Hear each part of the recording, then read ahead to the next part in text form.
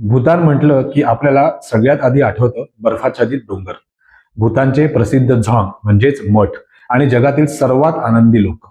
पण एक प्रश्नपत्र असतोच, भूतानमध्ये लोक खातात काय? नाही ना माहिती? चला सांगतो. सगळ्यात आधी भूतानचा मुख्य आहार म्हणजे रेड राईस.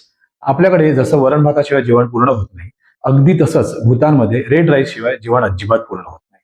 त्यानंतर नंबर येतो भूतानच्या राष्ट्रीय पदार्थाचा, एमा दाक्षी. नाव तर वेगळं आहेच, पण यातले पदार्थही भन्नाट आहेत. एमा दाक्षी बनवायला दोनच गोष्टी वापरल्या जातात, चीज आणि मिरची. हो, फक्त चीज आणि मिरची. इथेच आहे खरी गंमत. आपण मिरचीला मसाला समजतो, पण भूतानमध्ये मिरचीला भाजी समजलं जातं. म्हणूनच एमादाची जवळपास प्रत्येक घरात बनवलं जातं. एकदम झणझणीत पण चविष्ट अशी एमादाची खाऊन बघायलाच हवी. आता जर तुम्ही नॉनव्हेज प्रेमी असाल तर हा पदार्थ तुमच्यासाठी आहे, फाक्शापा. पोर्क आणि स्थानिक मिरच्यांपासून बनवलेला भूतानमधला अतिशय लोकप्रिय आणि चविष्ट पदार्थ. मग नंबर येतो सुवाजा चा. सुवाजा फर्मेंटेड रॅडिश.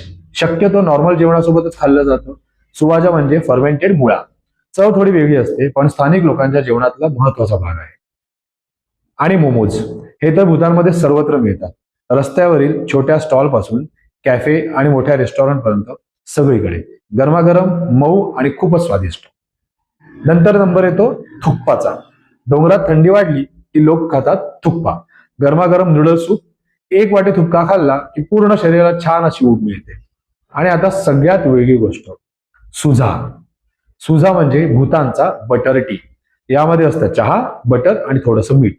पहिल्यांदा ऐकल्यावर थोडं विचित्र वाटेल, पण हिमालयात राहणाऱ्या लोकांसाठी हा रोजच्या आयुष्याचा भाग आहे. भूतानचं जेवण कदाचित फार फॅन्सी नसेल, पण प्रत्येक पदार्थामध्ये तिथलं हवामान आहे, तिथली संस्कृती आहे आणि तिथल्या लोकांचं साधं सुंदर आयुष्य आहे. म्हणूनच भूतान फक्त पाहायचा देश नाही, तो अनुभवायचा देश आहे. मी तर म्हणतो खायचा देश आहे. यापैकी कोणता पदार्थ तुम्ही सर्वात आधी ट्राय कराल?